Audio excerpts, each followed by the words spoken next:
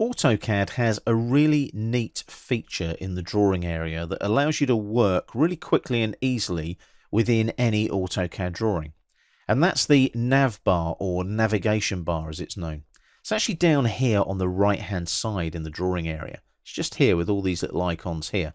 Now before we get into it, just be aware that we're still using the o1_exploring.dwg file. And what the nav bar allows us to do is navigate the drawing. Now, before we actually use the nav bar, there's a little variable that you need to know. Now, if you've got dynamic input switched on, you can just move the crosshair into the center of the screen and type nav, N-A-V-B-A-R, and press enter, like that. And it means that you can have the nav bar either on or off. So if I click on off now, you'll see it disappears. It's not there anymore on the right-hand side of the screen. If I just right-click now and repeat nav bar on the shortcut menu, I can switch it on again, like so, and it comes back again.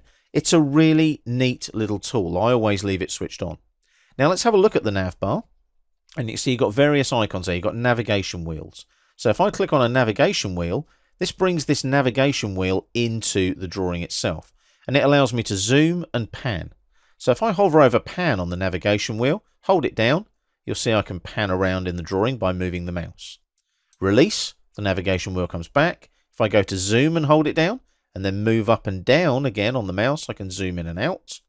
Now, the other one that I can use there is a thing called Orbit. Now, you'd normally use this in 3D, but for example, if I click and hold and drag, can you see now it's definitely a 2D drawing. It's flat, as you can see, because I'm rotating in 3D now. And as you can see there, you'll notice, can you see the view cube moving around as I do that? When we look at the view cube in a minute, you'll see how the view cube works as well. Now, when I release now, you'll notice up here, top left, I've got custom view. And what it means is basically I've got to go back to a named view within the AutoCAD variable set. And you can see there I can rewind. I can go back a view. Can you see that? Which is really clever. I can go all the way back like so. And that takes me back to my different views that I have. Now this navigation wheel just follows me around until I click on that little cross there and it's gone. Now you'll notice I've also got pan. Click on pan. Little pan symbol appears. Hold down on the wheel on the mouse and move the mouse. I pan. Like so. I can right click to get out of there if I want to and exit, or I can hit escape a couple of times.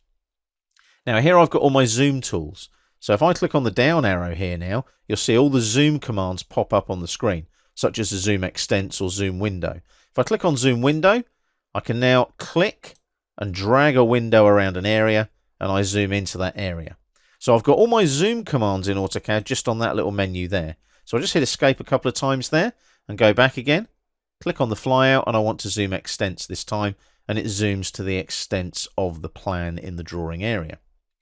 Now you'll notice here I've got all my orbit tools, which I did mention earlier. So I've got orbit, free orbit, and continuous orbit. Now I don't actually need any of those to work in a 2D drawing, but you can see the benefits if I was working in 3D there. Now coming down here, I've actually got these drivers installed here. Now these drivers are for 3D Connexion Space Mice. So if you're working in 3D, there are 6 directional movement mouse, a bit like a joystick. And when you're working in 3D, they're extremely helpful because you can use object mode, walk mode, fly mode, or 2D mode. And what it allows you to do is use that mouse, space mouse, to move around a 3D model.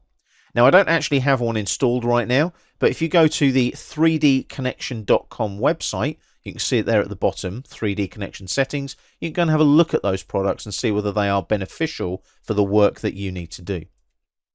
Last but not least, here I have a thing called Show Motion, which actually allows me to record. And you'll notice now I can record things if I want to, and record anything that I want to on screen. Now, nothing's actually happening at the moment because I haven't actually switched it on. But what I can do is I can come down here to this little bar. Now, I just need to move the command line up a bit. And you can just see a little bar there. There's my show motion tools there. So play all, I can stop, and I can record, and so on. So if I now stop that, what it'll do is it'll actually record a video for me. And I can go back and play it if I want to.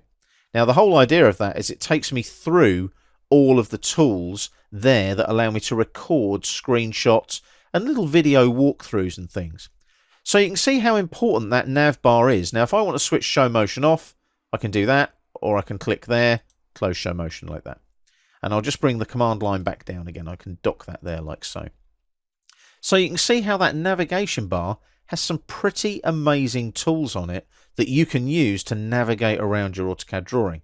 But more importantly, with little tools like the 3D connection, the Space Mouse, and also the Show Motion, you can start progressing into 3D and develop some really functional 3D information from your AutoCAD designs as well.